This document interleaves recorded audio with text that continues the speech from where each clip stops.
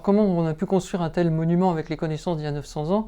Évidemment, la science telle qu'elle est pratiquée aujourd'hui n'existait pas de la même manière. On procédait à des échanges de savoir tacites ou empiriques entre les différents corps de métier, entre les artisans. On ne connaît pas tout de la relation entre l'architecte et les corps de métier, mais on peut retenir qu'il s'agissait d'un savoir empirique et capable de construire des monuments comme ceux de Notre-Dame, qui sont des alliages de pierre et de fer,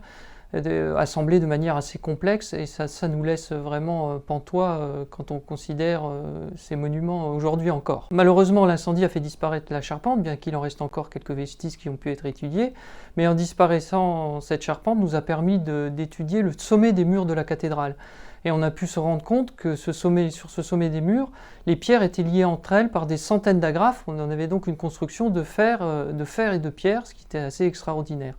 Alors, en procédant à des techniques radiocarbone, nous avons pu faire des datations au carbone 14 de ce métal et montrer qu'il était bien médiéval, ce qui change la perception du monument, d'un monument purement en pierre à un monument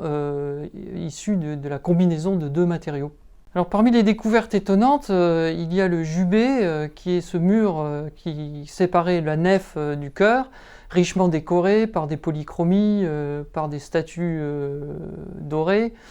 Et ce mur date du XIIIe siècle, mais il a été détruit au XVIIIe siècle et laissé en place, si bien que les archéologues qui ont fouillé le transept de la cathédrale l'ont retrouvé et sont tombés nez à nez avec ces fabuleuses sculptures que maintenant on va étudier dans les prochaines années. Alors dans quelle mesure Notre-Dame a été reconstruite à l'identique? Eh bien déjà du point de vue de sa forme générale, on n'a pas fait une flèche contemporaine, on a choisi de restituer la flèche de Viollet-le-Duc, mais également dans le choix des matériaux, c'est du plomb qui a été repris pour la couverture et le chêne pour la charpente, et enfin c'est aller jusqu'au geste technique des artisans, puisqu'on sait que du bois vert avait été utilisé, taillé selon les lignes du bois, ou la façon de couler le plomb qui a été reproduite comme au XIXe siècle. Les fournitures en pierre du chantier médiéval proviennent de carrières locales. Ensuite, avec le développement de Paris, les carrières se sont de plus en plus éloignées et aujourd'hui elles sont dans l'Oise ou dans le Vexin, mais on travaille sur des bancs de pierre identiques à ceux utilisés au Moyen-Âge. Le chantier scientifique Notre-Dame a été une expérience extraordinaire qui a permis de croiser nombre de disciplines scientifiques sur un monument exceptionnel, mais il nous a également rendus très modestes face à ce que pouvaient réaliser les hommes du Moyen-Âge.